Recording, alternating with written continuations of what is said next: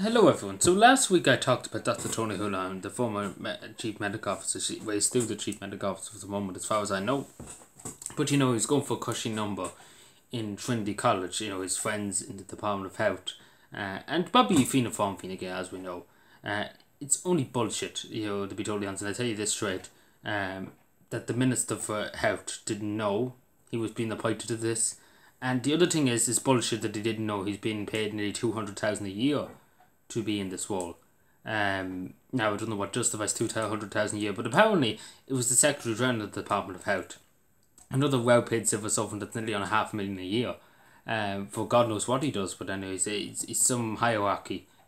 He's not elected by anybody. Pat Watt or something like that. Not elected by anybody. He's just there. He's just there. He's getting outrageous sum of money. And nobody knows what he does. And apparently, if true, again, we can't trust these journal liars, and we can't trust the politicians. We can't trust RT and things that they might say, "Oh, my whole didn't know anything about it," or "My Stephen didn't know anything about it," or "It was just rogue elements in the civil service that just didn't care." But again, we all know they probably all had a good laugh and doll out and saying, "Oh, people won't stand up to us," and should look at the go off without a hitch, and a good friend Tony be in a nice position there in a cushy number.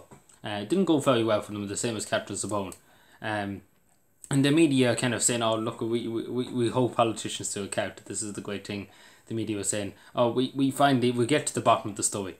But at the end of the day, it was the only Irish citizen that complained and uproared, which was rightly so, and asked questions. Because the media certainly didn't.